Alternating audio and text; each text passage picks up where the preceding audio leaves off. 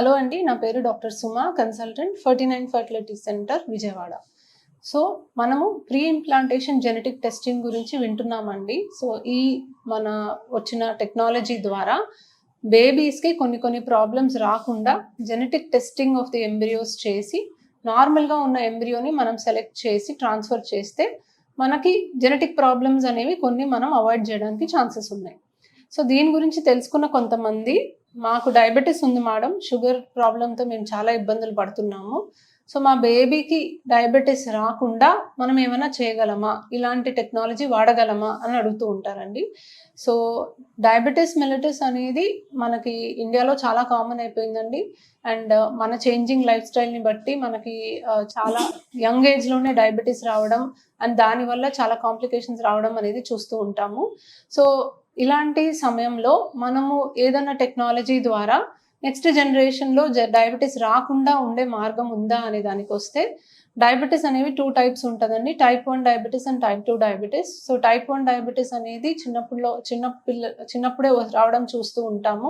And దీంట్లో usually insulin injections వాడాల్సిన అవసరం ఉంటుంది. టైప్ 2 డయాబెటిస్ కొంచెం సర్టెన్ ఏజ్ వచ్చిన తర్వాత మనకి కొన్ని మార్పుల వల్ల డయాబెటిస్ అనేది రావడం చూస్తూ ఉంటాము.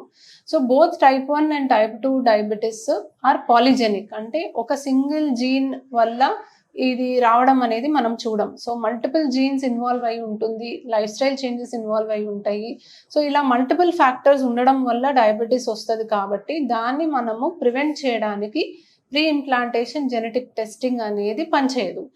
మనకి ఎప్పుడైతే ఈ పర్టిక్యులర్ ప్రాబ్లమ్‌కి ఈ పర్టిక్యులర్ జీన్ రెస్పాన్సిబుల్ అని మనం పాయింట్ ఔట్ చేయగలమో, అప్పుడు మాత్రమే ఈ జెనెటిక్ టెస్టింగ్ వల్ల ఉపయోగం ఉంటుంది. ఒక type of diabetes monogenic diabetes అంటాము. So, maturity onset diabetes of the young or neonatal diabetes కొన్ని జీన్స్, స్పెసిఫిక్ జీన్స్‌లో మ్యూటేషన్స్ వల్ల వస్తది కాబట్టి, అటువంటి ప్రాబ్లమ్ ఉన్న వాళ్ళకి మాత్రమే అది నెక్స్ట్ జనరేషన్‌కి పాస్ ఆన్ అవ్వకుండా pre implantation genetic testing PGT-M మనం చేసి మనము నార్మల్‌గా ఉన్న ఎంబ్రియోస్‌ని సెలెక్ట్ చేయడానికి ఛాన్స్ ఉంది. సో, రెగ్యులర్‌గా మనం చూసే పేషెంట్స్‌లో టైప్ 1, టైప్ 2 డయాబెటిస్ పాలిజెనిక్ అంటే మల్టిపుల్ జీన్స్ ఇన్వాల్వ్ అయి ఉంటాయి కాబట్టి, అది నెక్స్ట్ జనరేషన్‌కి రాకుండా మనం చేయగలిగేది పెద్దగా ఏమీ ఉండదండి.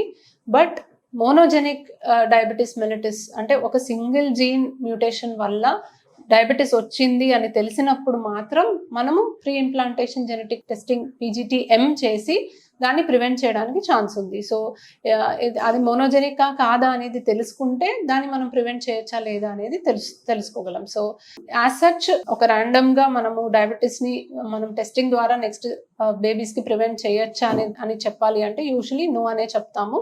మోనోజెనిక్ మాత్రమే మనకి అవకాశం ఉంటది. Thank you.